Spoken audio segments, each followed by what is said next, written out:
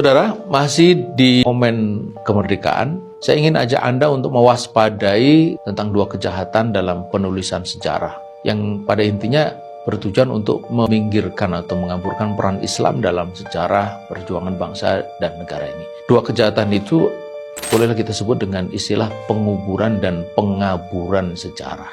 Apa itu penguburan dan pengaburan sejarah? Penguburan sejarah adalah tindakan yang meniadakan penulisan sebuah peristiwa sejarah. Peristiwanya ada tapi tidak ditulis dalam sejarah. Apa contohnya? Contoh yang paling nyata adalah sejarah resolusi jihad. Awalnya adalah fatwa jihad yang kemudian melahirkan resolusi jihad. Nah, bila sejarah pergerakan kemerdekaan ditulis dengan benar, pasti akan terbaca sangat jelas peran penting para ulama dan santri yang tergabung dalam Hizbullah dan para kiai yang tergabung dalam Sabilillah dalam periode memperjuangkan dan mempertahankan kemerdekaan Indonesia.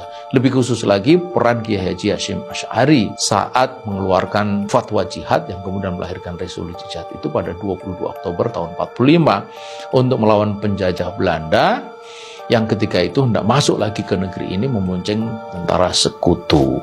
Nah, saudara, kita semua tahu ada 10 November, Hari Pahlawan. Itu merujuk pada peristiwa heroik perlawanan area Surabaya dipimpin oleh Bung Tomo ya, melawan Belanda, berpuncak di Hotel Oranye, perobekan bendera merah putih biru. Itu disebut sebagai Hari Pahlawan ya.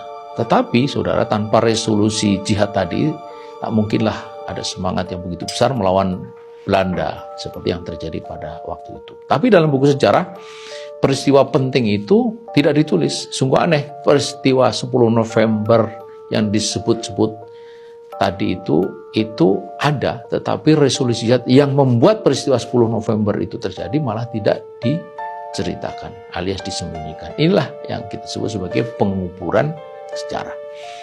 Kemudian yang kedua, apa yang dimaksud dengan pengaburan sejarah? Pengaburan sejarah, peristiwa sejarahnya ada tapi ditulis tapi tidak di dalam kerangka yang benar ya. Apa contohnya?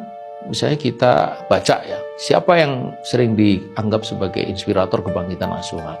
Kalau kita membaca sejarah pasti di sana akan terbaca Budi Utomo. Padahal bila sejarah ditulis dengan benar mestinya bukan Budi Utomo tapi Syarikat Islam yang memang pada waktu itu punya tujuan luar biasa. Syarikat Islam pengembangan dari Syarikat Dasar Islam yang dipimpin oleh Cokroaminoto ya. Dan inilah yang lain disebut sebagai pemicu kesadaran nasional melawan penjajah Belanda. Sebagai gerakan politik, Syarikat Islam ketika itu memang benar-benar bersifat nasional.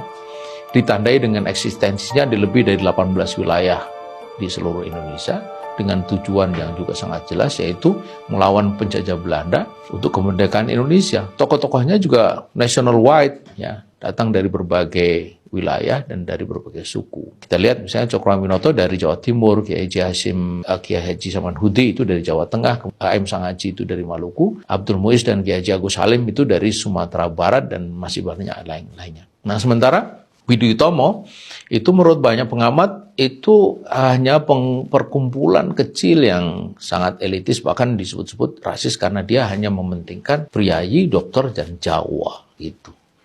Dan tidak memiliki sama sekali spirit perlawanan terhadap Belanda karena sebagian mereka itu lahir dari